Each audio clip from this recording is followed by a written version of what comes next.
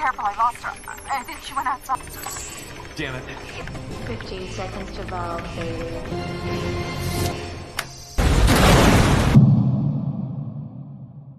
कहानी की शुरुआत में हम एक आदमी को देखते हैं जो लैपटॉप में काम कर रहा होता है। उसका नाम एंड्रयू है और वो एक बहुत ही काबिल हैकर है जो दूसरे हैकर से थोड़ा अलग है क्योंकि उसकी दिलचस्पी खासकर टेररिस्ट ऑर्गेनाइजेशन का सिस्टम हैक करने में होता है। हैकिंग की दुनिया में सब लोग उसे ब्लैक जैक के नाम से जानते हैं और वो फिलहाल मिडिल ईस्ट के एक टेररिस्ट ऑर्गेनाइजेशन के सिस्टम को हैक करने की कोशिश कर रहा है। वो लोग एक न्यूज एजेंसी के आर में अपना ऑपरेशन चला रहे थे। वो उनका सिस्टम हैक करने में लगा हुआ था। तभी उसका दोस्त एरिक उसे कांटेक्ट करके उसे बताता है कि सिक्योरिटी एजेंसी को ब्लैक जैक यानी उसका पता चल चुका है और उसे फौरन उस जगह को छोड़कर वहां से भागने के लिए कहता है। फिर वो अपने सीसीटीवी कैमरों के जरिए देखता है कि एजेंट उसके पास पहुंच चुके हैं। अब वहां से भागने से पहले एंड्रयू अपने सारे डिवाइसेस को डिस्ट्रॉय कर देता है ताकि वो डिवाइस उन एजेंट के हाथ ना लगे। फिर वो अपनी बाइक उठाकर वहां से भागने लगता है और वो एजेंट्स भी उसका पीछा करना स्टार्ट कर देता है। इसी दौरान भागते समय एंड्रयू अहाब नाम के एक एआई की मदद से रास्ते पर कीलों वाली माइन एक्टिवेट कर देता है जिससे उन कीलों में फंसने की वजह से एक गाड़ी वहीं रुक जाती है। फिर वो दूसरे गाड़ी की ब्रेकिंग सिस्टम को हैक कर लेता है जिस वजह से उसका पीछा कर रही दूसरी गाड़ी का एयरबैग खुल जाता है और वो गाड़ी वहीं पर रुक जाती है। लेकिन बदकिस्मती से यह तरकीब दूसरी गाड़ियों में काम नहीं करती क्योंकि वो ओल्ड मॉडल यानी मैनुअल गाड़ी थी। आखिरकार एंड्रयू को एजेंटों की गाड़ियां घेर लेती हैं और उसे गिरफ्तार कर लेते हैं। इसके बाद हम देखते हैं कि एंड्रयू को बल्गेरिया में स्थित CIA के एक सीक्रेट ठिकाने में ले जाया जाता है। वहां होल्डन नाम का एक CIA एजेंट उससे पूछताछ शुरू करता है। होल्डन कहता है कि वह एंड्रयू को तब से जानता है जब वो सिर्फ 14 साल का था। इतना ही नहीं, होल्डन अपने अतीत का जिक्र करते हुए बताता है कि वो कभी उसका बॉस भी रह चुका है। यह तब की बात है जब वे दोनों सोकॉम नाम की एक IT कंपनी में काम करते थे। अब वहीं पर जैक नाम का एक और एजेंट मौजूद था। जैक उसे शिकागो के मौजूदा हालातों के बारे में बताता है कि कैसे वहां इस वक्त पूरी तरह से ब्लैकआउट हो चुका है और इसके पीछे किसी बड़े ऑर्गेनाइजेशन का हाथ है। जैक उसे यह भी बताता है कि उन हैकर्स ने पावर सिस्टम के जनरेटर के ऑपरेटिंग सिस्टम को हैक कर लिया है जिस वजह से 2 लाख से भी ज्यादा घरों में पावर सप्लाई रुक चुका है। वो यह भी चेतावनी देता है कि अगर अगले 6 घंटों के अंदर अंदर इस सिचुएशन को कंट्रोल में नहीं लाया गया तो हालात इससे भी बदतर हो सकते हैं। एंड्रयू कहता है कि इस तरह किसी भी पावर प्लांट में साइबर अटैक करना लगभग नामुमकिन है क्योंकि उनका सिक्योरिटी सिस्टम काफी स्ट्रांग और एडवांस होता है। तब होल्डन उसे दिखाता है कि हैकरों ने पावर प्लांट को हैक करने के लिए पैंथियन नाम का एक बहुत ही खतरनाक प्रोग्राम का इस्तेमाल किया है जो एक बहुत ही एडवांस लेवल का प्रोग्राम है। इसे क्रैक करने के लिए एक खास इंक्रिप्शन की जरूरत पड़ती है जिसे उन हैकरों ने पहले ही चुरा लिया है, जिस वजह से पैंथियन प्रोग्राम को रोकना अब लगभग नामुमकिन है।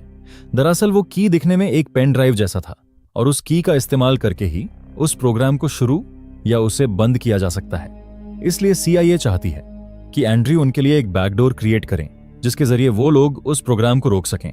हालांकि शुरुआत में एंड्रयू ये काम करने से साफ इनकार कर देता है, लेकिन आखिरकार उसे ये काम करने के लिए राजी होना ही पड़ता है क्योंकि उस पर जेल जाने का खतरा मंडरा रहा था। दूसरी तरफ एक बस के अंदर हम टेड नाम के एक हैकर और उसकी गर्लफ्रेंड एमिली को देखते हैं। यहां पर हमें पता चलता है कि टेड ने ही पैंथियन प्रोग्राम के जरिए शिकागो का पावर प्लांट हैक किया है और अब वो एक ब्रोकर के साथ उस की का मोलभाव कर रहा है। वो पैंथियन प्रोग्राम और इंक्रिप्शन की के बदले $10 मिलियन का डिमांड करता है, लेकिन वो ब्रोकर टेड को हल्के में लेकर उससे पेन ड्राइव छीन लेता है।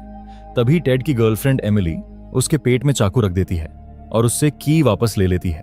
फिर वो दोनों वहां से चले जाते हैं। इधर एंड्रयू शिकागो शहर में बिजली वापस लाने के लिए सिस्टम में बैकडोर बनाने की कोशिश कर रहा होता है। तभी होल्डन को खबर मिलती है कि पावर प्लांट अब फिर से चालू हो चुका है। सबको लगता है यह एंड्रयू ने किया है और सब लोग उसकी तारीफ करने लगते हैं, लेकिन एंड्रयू खुद इस सब से हैरान है क्योंकि उसने तो कुछ किया ही नहीं। वो तो पैंथियन प्रोग्राम के पेचीदा कोड में उलझा हुआ था। वो ये बात होल्डन और जैक को बताता है। एंड्रयू को लगता है कि शिकागो में बिजली का जाना सिर्फ उस हैकर का एक टेस्ट था ताकि वो पैंथियन प्रोग्राम की ताकत को परख सके और इसके पीछे बहुत बड़ी साजिश छिपी होने की बात कहता है। खैर, अब दूसरी ओर वो ब्रोकर किसी को मैसेज कर रहा होता है जिसमें वो लिखता है कि पैंथियन की मिल चुका है और उसकी ओपनिंग बिड $10 मिलियन है। इधर CIA हेडक्वार्टर में एंड्रयू सबको समझाता है कि पैंथियन एक इम्प्लांट की तरह बेहद एडवांस सिस्टम है जिसे अगर ऐसे ही छोड़ दिया गया तो यह बहुत खतरनाक साबित हो सकता है। इसके जरिए एक पूरे देश को ब्लैकआउट किया जा सकता है और उस प्रोग्राम को सिर्फ और सिर्फ उस की के जरिए ही रोका जा सकता है। इधर एंड्रू ये सब बता ही रहा होता है, उधर ब्लैक मार्केट में उस पेन ड्राइव यानी उस की के लिए बोली लगना शुरू हो जाता है। अब दूसरे देशों की आर्मी, अंडरवर्ल्ड, टेररिस्ट ऑर्गेनाइजेशन और साइबर क्रिमिनल उस की के लिए बोली लगाना शुरू कर देते हैं। अब इसे रोकने के लिए होल्डन एक स्पेशल टीम तैयार करने के लिए कहता है, जिसे जैक लीड करेगा और एंड्रू को टीम तैयार करने की जिम्मेदारी सौंपी जाती है। अब एंड्रू सबसे पहले फिशर नाम के एक आदमी को शामिल करता है, जो है तो बहुत गर्म मिजाज का, लेकिन वो एक्सप्लोजिव के मामले में काफी एक्सपर्ट है। फिर वो ग्लोरिया नाम की एक लड़की को शामिल करता है, जो बेहद खूबसूरत लेकिन जासूसी और निगरानी में काफी माहिर है। और आखिर में टॉमस, जो कि एक टाइम पर केजीबी एजेंट रह चुका था और पिछले मिशनों में फिशर का पार्टनर भी रह चुका है। इसके बाद होल्डन उन सभी को हथियार और एक गाड़ी मुहैया कराता है। बिना कोई वक्त गवाए वो सीधे एक बार की तरफ निकल पड़ते हैं, जो कि नियो नाजिस का अड्डा है। यह ठिकाना उसी शख्स का है जिसके जरिए वो लोग उस हैकर यानी टेड तक पहुंच सकेंगे। एंड्रयू जब बैकडोर क्रिएट कर रहा था, उसी समय उसे इस शख्स का आईपी एड्रेस मिला और उसे ट्रेस करते हुए वो लोग यहां तक पहुंचे। इसके बाद जैक अंदर जाता है और उस आदमी के लैपटॉप में एक चिप फिट कर देता है, जिसके जरिए वो लोग उसके सिस्टम को एक्सेस कर पाएंगे। लेकिन बदकिस्मती से चिप लगाते समय वो आदमी जैक को देख लेता है और वो पकड़ा जाता है। बार में मौजूद दूसरे लोग भी उसे घेर लेते हैं। तभी वहां पर फिशर पहुंच जाता है और उनके बीच जबरदस्त हाथापाई शुरू हो जाती है। फिर उन्हें मारकर वो दोनों किसी तरह वहां से भाग निकलते हैं। दूसरी तरफ टेड को बार के उसी लैपटॉप वाले बंदे का कॉल आता है। वो टेड को बार में हुए पूरी घटना के बारे में बताता है। अब क्योंकि एंड्रयू और उसकी टीम उस तक पहुंच चुकी है, इसी वजह से टेड उसे एमिली के जरिए मरवा देता है। इधर एंड्रयू उस लैपटॉप में लगाए गए चिप की बदौलत अब उसे एक बहुत ही अहम सुराग मिल चुका था। उसे टैप्स नाम के एक हैकर का पता चलता है, जो असल में टेड का ही हैकिंग नेम था, और साथ ही उसे उस ब्रोकर के बारे में भी पता चल जाता है। और अब एंड्रयू उस ब्रोकर की तलाश में है जो पैंथियन की को बेचने की इस डील को संभाल रहा है। एंड्रयू एक वाईफाई सिग्नल को ट्रैक करता है, जो वो ब्रोकर अपने ईमेल भेजने के लिए हमेशा इस्तेमाल करता है। वो उस सिग्नल को ट्रैक करते हुए उस ब्रोकर तक पहुंच जाता है। अब वो लोग उस ब्रोकर का पीछा करना शुरू करते हैं, लेकिन बदकिस्मती से जैसे ही वो ब्रोकर एक अंडरग्राउंड सबवे स्टेशन की तरफ जाता है, वो अचानक गायब हो जाता है। एंड्रयू की पूरी टीम उसे हर जगह ढूंढने लगती है, लेकिन ब्रोकर उस जगह से गायब हो चुका था। अब उन्हें इस बात का बिल्कुल अंदाजा नहीं था कि टेड की गर्लफ्रेंड एमिली छुपकर एंड्रयू और उसकी टीम के ऊपर नजर रख रही है। दूसरी तरफ बल्गेरिया में होल्डन एक मीटिंग अटेंड करने के बाद बाहर निकलता है कि तभी एक अननोन गनमैन उस पर गोली चला देता है, लेकिन खुशकिस्मती से होल्डन बच जाता है, पर उसका बॉडीगार्ड वहीं पर मारा जाता है। इसी दौरान हम जनरल विक्टर्स नाम के एक आर्मी जनरल को देखते हैं, जिन्हें फोन पर पता चलता है कि होल्डन बच गया है। फिर विक्टर्स कहता है कि उसे किसी भी हाल में वो की चाहिए। खैर, इसके बाद एंड्रयू उस ब्रोकर के फोन का सिग्नल ट्रेस कर लेता है और सिग्नल का पीछा करते हुए जैक एक स्पेशल फोर्स की टीम के साथ उस लोकेशन तक पहुंच जाते हैं। वो लोग एक पुराने खंडहर जैसी इमारत के अंदर पहुंचते हैं और यह सब कुछ लाइव स्क्रीन पर एंड्रयू और होल्डन देख रहा था। फिर काफी ढूंढने के बाद वो लोग आखिरकार सिग्नल के मेन सोर्स तक पहुंच जाते हैं, लेकिन पास जाकर जैक देखता है कि सिग्नल एक गधे के ऊपर लदे हुए बैग से आ रहा है। जब उसने बैग के अंदर देखा, उसके अंदर उस ब्रोकर का कटा हुआ सर था। जैक फौरन सबको वहां से निकलने का ऑर्डर देता है। तभी उन पर अंधाधुंध फायरिंग शुरू हो जाती है। इसी बीच जैक के सामने अचानक एमिली आ जाती है और वो जैक को मौत के घाट उतार देती है। वहीं दूसरी तरफ टेड को जनरल विक्टर्स के साथ एक गंभीर बातचीत करते हुए देखते हैं। दरअसल विक्टर्स रशिया से बदला लेना चाहता था और इसके लिए वो चाहता है कि टेड उसकी मदद करें। विक्टर्स चाहता था कि टेड पैंथियन प्रोग्राम के जरिए बल्गेरिया के पावर प्लांट्स को हैक करके एक बहुत बड़ा ब्लैकआउट करें, ताकि विक्टर्स ये एक रशियन साइबर अटैक बताकर उनके साथ जंग शुरू कर सके। टेड मान जाता है और पैसे ट्रांसफर होते ही वो ये काम शुरू कर देगा, ऐसा कहकर वहां से जाने लगता है। लेकिन विक्टर्स उसे रोकता है और उसके सामने पावर प्लान हैक करने के लिए कहता है। टेड अपनी गर्लफ्रेंड एमिली से विक्टर्स को जान से मारने के लिए कहता है, लेकिन यहां पर हमें एक चौंकाने वाली बात पता चलती है कि एमिली असल में पहले से ही विक्टर्स के साथ मिली हुई है, क्योंकि विक्टर्स ने उसे टेड से दोगुनी रकम देने का वादा किया था। इसी बीच दूसरी ओर पेंटागन से हेनरी नाम का एक शख्स होल्डन को एमिली और विक्टर्स की पूरी कुंडली भेज देता है। तब उन्हें पता चलता है एमिली कोई मामूली लड़की नहीं, बल्कि वो रशियन स्पाई रह चुकी है, और उन्हें यह भी पता चलता है वो फिलहाल विक्टर्स के लिए काम कर रही है। हेनरी उन्हें यह भी बताता है कि जनरल विक्टर्स बल्गेरिया की 1/3 आर्म्ड फोर्सेस का लीडर है। इन तमाम जानकारियों से यह साफ हो जाता है कि अगर विक्टर्स को पैंथियन की एन्क्रिप्शन की मिल जाती है तो वो तीसरा विश्व युद्ध शुरू करने की पूरी ताकत रखता है। इसके कुछ ही देर बाद टेड पैंथियन प्रोग्राम को शुरू करता है।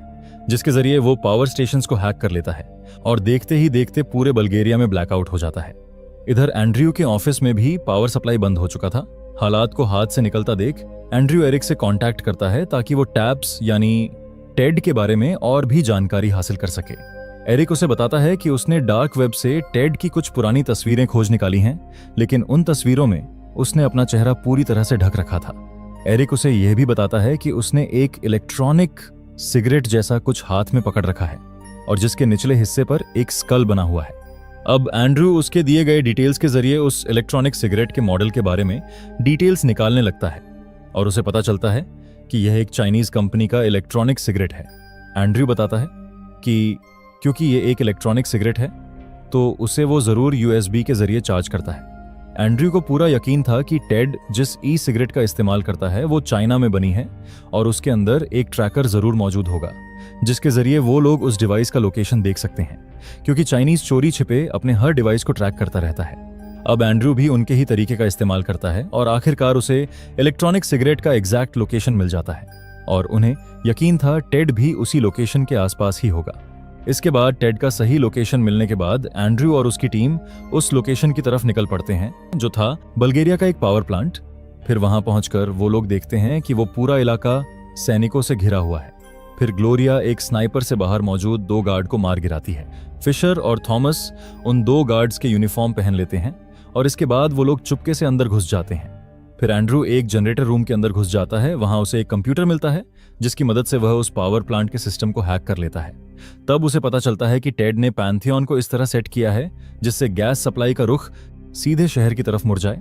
अगर ऐसा हुआ तो पूरा शहर एक पल में तबाह हो सकता है। इसी दौरान टेड को एहसास हो जाता है कि किसी ने उसके सिस्टम के मेन फ्रेम में घुसने की कोशिश की है और ऐसा तभी मुमकिन हो सकता है जब कोई फिजिकली आकर उनके सिस्टम को हैक करने की कोशिश करें। वो फौरन ये बात विक्टस को बताता है। यह सुनते ही विक्टस इस बात का पता लगाने के लिए खुद इस बात की जांच करने के लिए चला जाता है। दूसरी तरफ फिशर और थॉमस, जिन्होंने गार्ड्स की वर्दी पहन रखी है, वो दोनों एक कमरे में घुस जाते हैं जिसके अंदर बहुत सारे गार्ड एक साथ मौजूद होते हैं। दरअसल वो गार्ड्स अपने एक साथी को जन्मदिन का सरप्राइज देने की तैयारी कर रहे थे, लेकिन फिशर इस सरप्राइज का जवाब अंधाधुंध गोलियों से देता है जिससे उस कमरे में मौजूद सभी गार्ड्स वहीं ढेर हो जाते हैं। लेकिन बदकिस्मती से जिस गार्ड के लिए वो सरप्राइज पार्टी रखी गई थी वो ठीक उसी वक्त वहां आ धमकता है और फिशर और थॉमस को देखकर वहां से भाग निकलता है और खतरे का अलार्म बजा देता है। अब अलार्म बजते ही सारे गार्ड्स अलर्ट हो जाते हैं और चारों तरफ घुसपैठियों की तलाश शुरू कर देते हैं। इधर अलार्म की आवाज सुनकर कंट्रोल रूम में मौजूद एमिली भी गार्ड्स को लेकर घुसपैठियों की तलाश में वहां से बाहर निकल जाती है। अब टेड कंट्रोल रूम में अकेला था और वो इसी मौके का फायदा उठाकर पैंथियन का एन्क्रिप्शन की लेकर फौरन वहां से भाग निकलता है। इसी बीच दूसरी तरफ ग्लोरिया और एंड्रयू पर 2 गार्ड्स हमला कर देते हैं। फिर उनसे निपटने के बाद अचानक एंड्रयू भागते हुए टेड को देख लेता है और वो भी टेड के पीछे भागने लगता है। फिर वो सामने से आकर एक जगह टेड को पकड़ लेता है।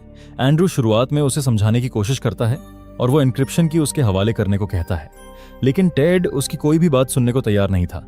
उल्टा वो एंड्रयू पर ही एक चाकू से हमला कर देता है, जिसके जवाब में एंड्रयू से अनजाने में गोली चल जाती है जो सीधे टेड के कंधे पर जा लगती है, जिस वजह से वह एन्क्रिप्शन की उसके हाथ से छूट जाता है और वो नीचे गिरने की वजह से वो टूट जाता है। अब यह देखकर टेड वहां से भाग निकलता है। फिर एंड्रयू और ग्लोरिया कंट्रोल रूम पहुंचते हैं। अब क्योंकि एंड्रयू को एनालॉग सिस्टम की ज्यादा समझ नहीं थी, इसलिए ग्लोरिया उसकी मदद करती है। अब क्योंकि एन्क्रिप्शन की टूट चुका था, इसलिए वो दोनों सिस्टम को आपस में तारों से जोड़ देते हैं और अपना खुद का एक नेटवर्क तैयार करते हैं। इसके बाद एंड्रयू कंप्यूटर के सामने बैठकर पैंथियन प्रोग्राम को बंद करने की कोशिश करने लगता है, जो कि काफी मुश्किल था, लेकिन एंड्रयू किसी भी हाल में हार मानने को तैयार नहीं था। इसी दौरान वहां पर एमिली पहुंच जाती है और ये देखकर ग्लोरिया उसके सामने खड़ी हो जाती है। फिर उन दोनों के बीच जबरदस्त लड़ाई शुरू हो जाती है। एमिली चाकू से ग्लोरिया पर जानलेवा हमला करती है, लेकिन ग्लोरिया भी कुछ कम नहीं थी। उसने भी अपनी फाइटिंग स्किल का इस्तेमाल करके एमिली से चाकू छीन ली और उसी के चाकू से उसे मौत के घाट उतार दिया। दूसरी तरफ थॉमस और फिशर जनरल विक्टस का सामना कर रहे थे और उनके बीच जबरदस्त फायरिंग चल रही थी। विक्टस एक टैंक में बैठकर उनकी तरफ बढ़ रहा था।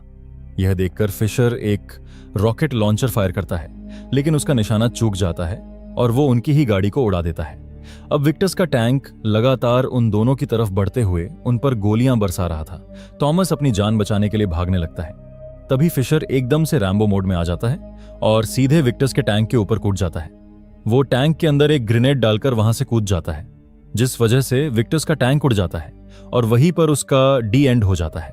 इसी दौरान एंड्रयू किसी तरह पैंथियन प्रोग्राम को रोकने में कामयाब हो जाता है और गैस सप्लाई सिस्टम रिस्टोर हो जाता है, जिस वजह से शहर में होने वाला गैस धमाका रुक जाता है और पावर सप्लाई फिर से वापस आ जाती है। अब इस शानदार कामयाबी का जश्न एंड्रयू और उसकी टीम उस बर्थडे केक को खाकर मनाते हैं जो फिशर और थॉमस को पहले मिला था। खैर, अब इस बात को 1 महीना बीत जाता है। फिर एंड्रयू और उसके बाकी साथियों को अब CIA के ऑफिशियल एजेंट के रूप में चुन लिया जाता है और फिर वो लोग एक नए मिशन के लिए निकल पड़ते हैं। और इसी सीन के साथ हमारी आज की कहानी यहीं पर समाप्त हो जाती है। मिलते हैं अगली बार और एक नई कहानी के साथ।